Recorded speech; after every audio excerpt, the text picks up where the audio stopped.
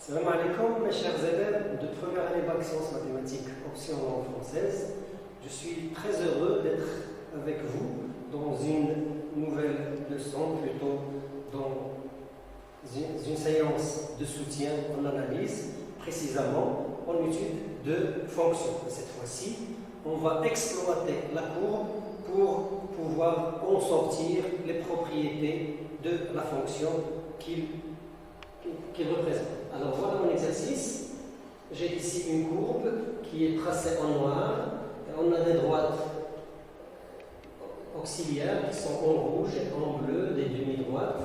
Alors comment on va exploiter cette courbe? À partir d'un tas de questions que vous allez faire avec moi en parallèle, si vous voulez. La première, c'est de déterminer le domaine de définition à partir du tracé de la courbe. La deuxième question, déterminer les branches infinies de la courbe, et seulement à partir de la courbe. N'oubliez pas qu'on n'a pas l'expression de la fonction. Déterminer les limites de f en moins l'infini, en plus l'infini, 0 à droite et à gauche. Quatrièmement, étudier la dérivabilité de f en x0 est égal à 1 et déterminer le nombre dérivé au point 1. Alors n'oubliez pas que c'est toujours en exploitant notre courbe. Cinquièmement, étudier la dérivabilité de la fonction à partir de sa courbe sur D et déterminer quelques nombres dérivés, par exemple en 2 et en moins 2. Puis la sixième question, déterminer le signe de f', c'est à l'envers, on va déterminer le signe de f' pour pouvoir dresser le tableau des variations ou bien chercher une autre méthode à partir de la courbe pour dresser le tableau des variations. La huitième question, dresser le tableau de concavité de CF, puis déduire le signe de la dérivée seconde et déterminer les points d'inflexion s'il y en a de la courbe CF sur D. Alors passons à la solution. La première question, le domaine de définition, Q est égal à D de F. Alors, un nombre réel admet, à partir de la courbe, admet une image si la droite verticale de l'équation x est égale à ce A intersecte la courbe en un point horizontalement, bien l'ordonnée. Par exemple, si je prends ce point, moins 2, est-ce qu'il admet une image? Voilà la droite de l'équation est égale à moins 2, représentée par la règle. Elle coupe la courbe au point qu'on nomme ici I.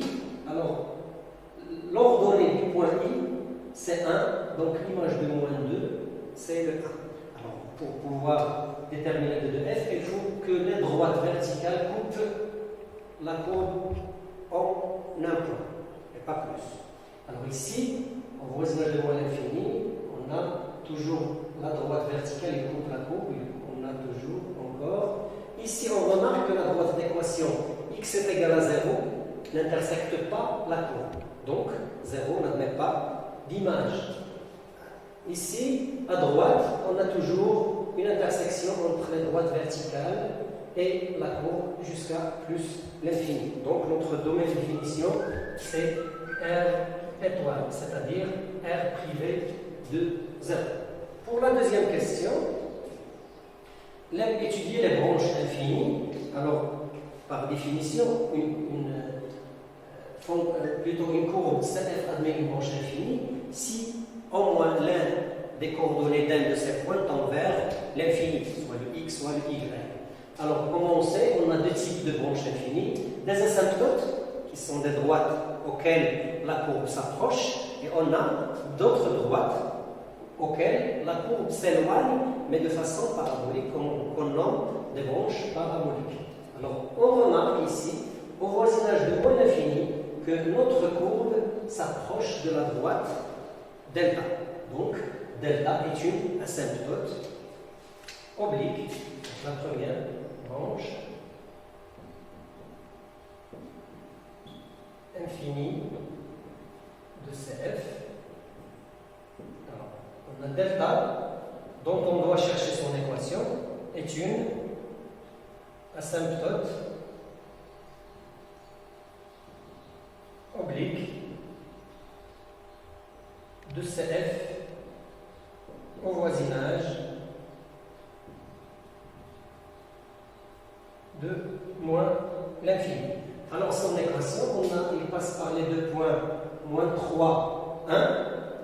aussi il passe par le point moins 2. Donc, après un petit calcul de troisième année collège, qui vous donne une équation de la forme y est égale moins 3x moins 8. Pour s'assurer, si on remplace par ces deux points, les coordonnées de ce point, ça donne vraiment l'équation de cette pointe. Aussi, on a au voisinage de plus l'infini, notre courbe s'approche d'une droite horizontale. Donc, cette droite est une asymptote horizontale, mais au voisinage de plus l'infini. Si je la nomme un D, si vous déjà nommé un D. Alors, la droite D, elle est horizontale, donc son équation si y est égale à 2 est une asymptote horizontale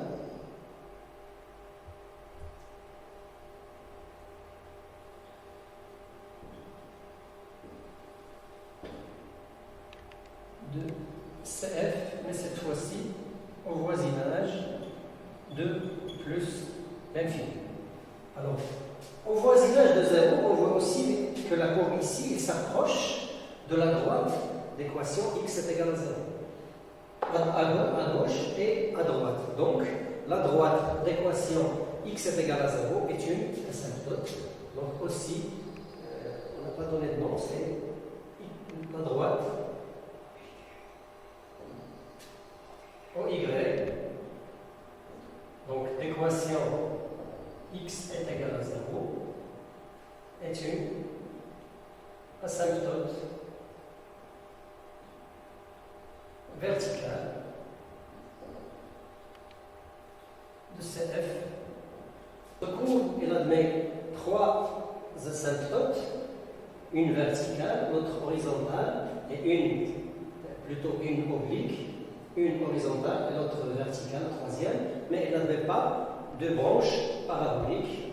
Donc, c'est tout ce qu'on a pour cette courbe. On passe maintenant à la troisième question. Troisième question, il nous demande de calculer quelques limites, par exemple la limite en moins l'infini de f de x. Alors, notre fonction, elle admet au voisinage de moins l'infini une asymptote oblique d'équation y est égal à moins 3x moins 8. Donc, notre fonction peut s'écrire comme moins 3x moins 8 plus une fonction h de x telle que la limite quand x tend vers moins l'infini de h de x est égal à 0. Donc ceci est égal à plus l'infini. La limite de h de x est 0, la limite de moins 3x moins 8 c'est plus l'infini. Autrement, on peut le voir ici, quand on prend des valeurs qui tendent vers moins l'infini, leur image ils tendent vers plus l'infini, donc c'est une autre façon de dire ça. Alors aussi la limite quand x tend vers plus l'infini de f de x. Alors au voisinage de plus l'infini, on voit que notre courbe s'approche plus de la droite d'équation x est égal, y est égal à 2, donc ils ont même limite à l'infini, donc est égal à 2 directement. La limite quand x tend vers 0 moins, alors quand on a une asymptote verticale, notre fonction f au voisinage de ce nombre, il tend vers l'infini. Mais c'est quel infini? Est-ce que c'est le moins l'infini ou bien le plus l'infini? Alors ici on est à gauche de 0, alors on voit que les images tendent vers moins l'infini. Donc la limite, quand x tend vers 0 moins, de f de x est égal à moins l'infini. Et la limite, quand x tend vers 0 plus de notre fonction f, au voisinage de 0 à droite, on voit que les images prennent des valeurs positives assez grandes, c'est-à-dire qu'ils tendent vers plus l'infini. Voilà nos limites. On passe maintenant à la question 4. Étudier la dérivabilité de f au point d'abscisse x0 est égal à 1. Voilà notre point A d'abscisse 1, les mêmes données 1. Alors, on voit qu'en ce point, la courbe admet un point anguleux. C'est-à-dire, elle admet deux demi-tangentes au lieu d'une tangente. Donc, f n'est pas dérivable en 1. F, troisièmement, admet deux demi-tangentes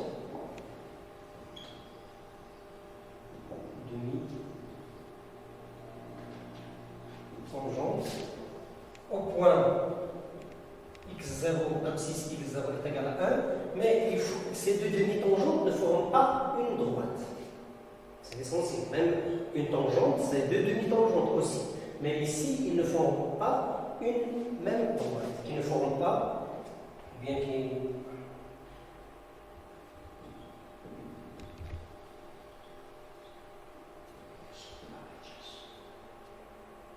pas une droite, c'est-à-dire qu'ils ne sont pas adjacents. Alors, donc, f n'est pas dérivable en x0 est égal à 1. Bien au point d'abscisse x0 est égal à 1. Le f' gauche de 1. Alors c'est quoi f' gauche de 1? Géométriquement, c'est le coefficient directeur de la demi-tangente, de la droite de la demi-tangente au point A à la courbe. Alors son coefficient directeur, on a deux points, il passe par A1, 1 et passe par le point d'abscisse 0 et d'ordonnée 2, ça donne 1 moins 1. C'est ça, coefficient directeur de cette demi-tangente. On peut même se demander ce qui se passe à droite de 1. Alors, on a ici une demi-tangente verticale vers le haut, c'est-à-dire que la limite de f de x moins f de 1 sur x moins 1 à droite est égale à l'infini. Et puisque c'est à droite, et on a vers le haut, ça donnera plus l'infini. Alors, cinquièmement, étudions la dérivabilité de f sur son domaine de définition. F est dérivable partout là où il n'avait pas un point anguleux.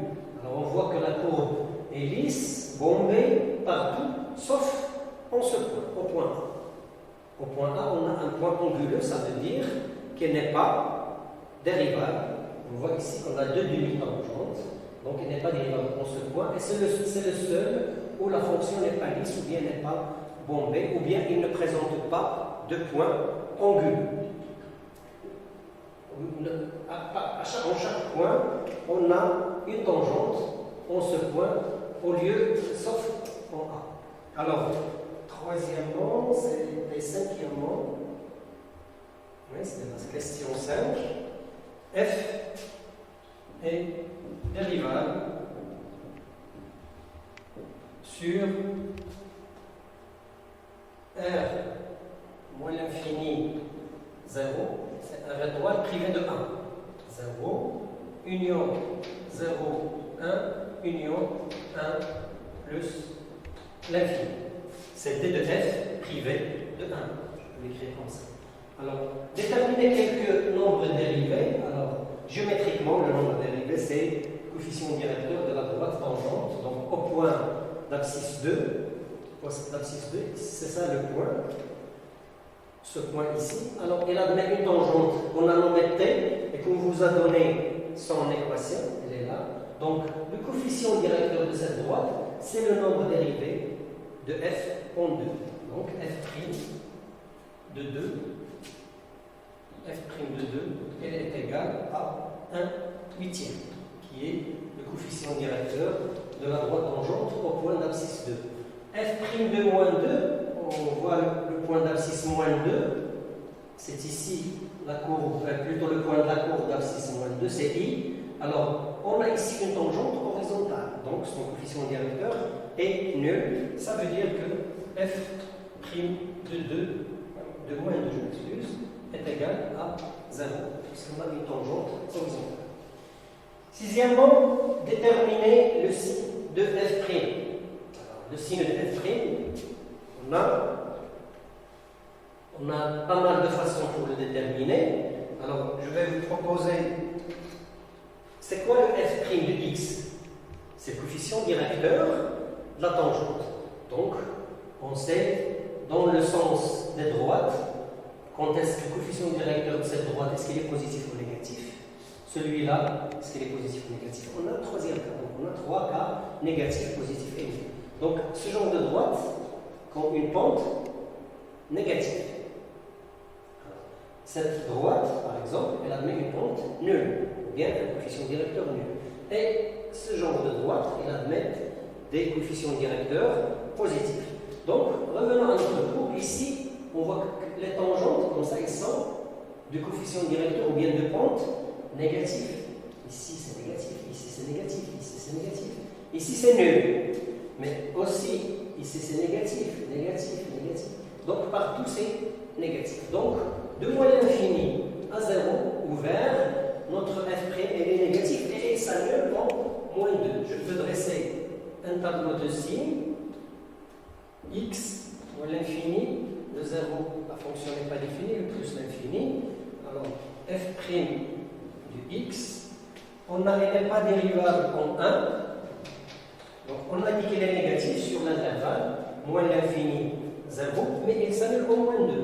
Je peux donner comme ça le signe négatif, négatif. Alors, entre 0 et 1, encore une autre fois, les tangentes, voilà une tangente, donc il est de pente négatif, négatif, toujours des pentes négatives, comme on a trouvé pour le point A, donc c'est aussi ici, elle est négative. Elle n'est pas définie, plutôt la fonction n'est pas dérivable en 1, donc la fonction dérivée n'est pas définie en 1. À droite, alors on voit ici que les tangentes deviennent positives. Voilà, positif, positif, positif. Donc c'est toujours positif. Donc voilà une relation entre la figure et le tableau de signes trouvé autrement. C'est ça, notre but, c'est d'exploiter la courbe pour donner des propriétés sur la fonction f. Pour la sixième question, dresser le tableau de variation de la fonction f. Alors on peut le tirer à partir du tableau de signes de f', et on peut aussi le tirer de la courbe. Alors maintenant, notre fonction elle est décroissante, décroissante, décroissante, jusqu'à entre moins l'infini et 0. C'est la septième question. Toujours notre x, notre f, moins l'infini, plus l'infini, 0 n'est pas défini. Donc elle est décroissante sur moins l'infini, 0. Et de 0 à 1, elle est encore décroissante. Notre courbe aussi, à 1, elle est décroissante. Et de 1 à plus l'infini, elle est croissante. Excusez-moi, ce n'est pas un signe, c'est une monotonie. Donc notre fonction est décroissante, aussi ici décroissante, puis ici croissante. Et c'est analogue avec ce qui se passe en signe de f'. Décroissant, décroissante, ça donne une fonction, plutôt la fonction, plutôt f' est négatif, négatif, donc f est décroissante. Entre 0 et 1, elle est négative, la fonction dérivée, donc notre fonction f est décroissante. Et entre 1 et plus l'infini, la fonction dérivée est positive et notre fonction est croissante. Alors, la huitième question, dresser le tableau de concavité de CF. Alors, qu'est-ce que ça veut dire la concavité de CF? Je vais effacer ici.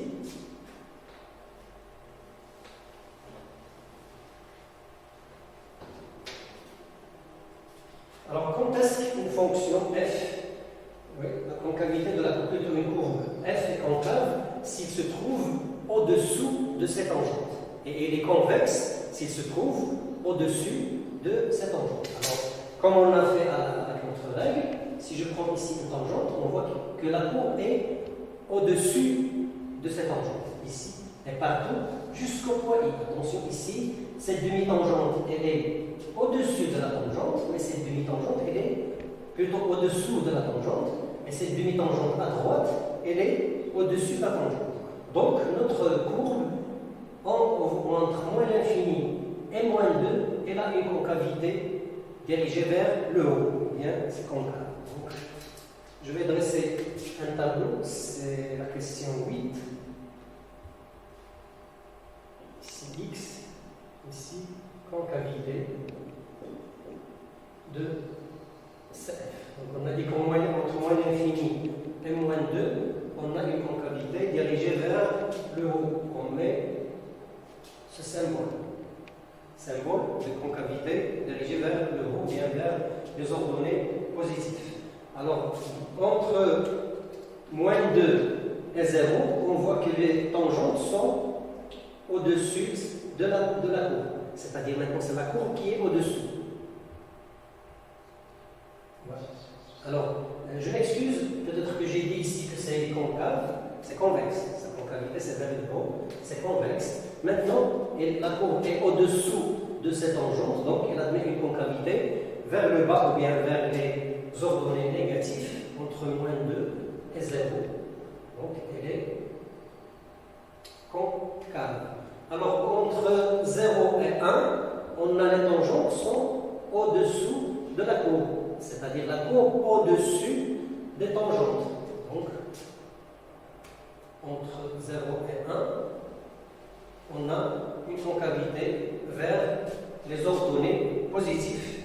Et entre 1 et plus l'infini, notre courbe est au-dessous de toutes ces tangentes, donc elle admet une concavité, c'est plus l'infini ici, une concavité dirigée vers le bas ou bien vers les ordonnées négatives. Comme ça, on a un tableau de concavité. On peut le déduire aussi autrement en déterminant de sin et de f seconde, mais comment?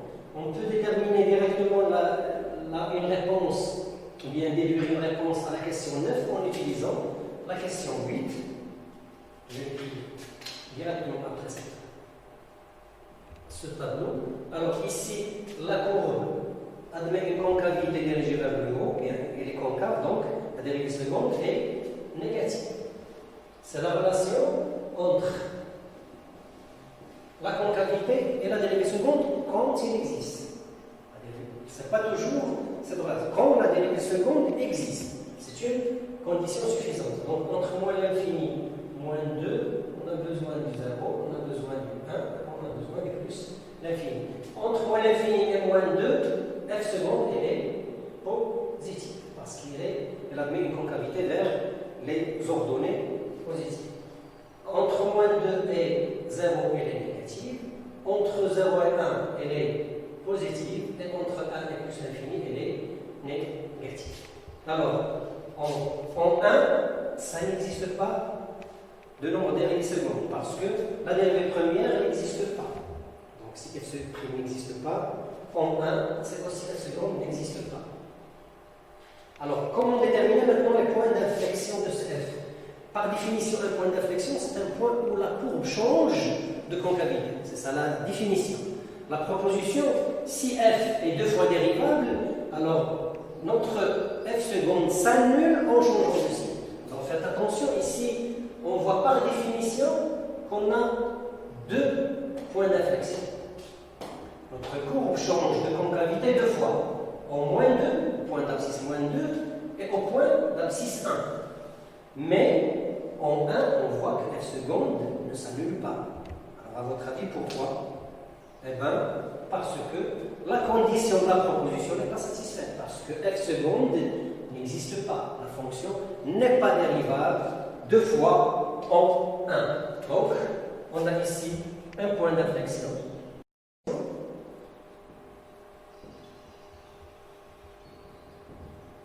De CF, par définition, un point d'inflexion est un point où la courbe change de concavité. On voit qu'en I, la fonction était entre moins l'infini et moins 2 convexe, plutôt oui, et après il est devenu concave.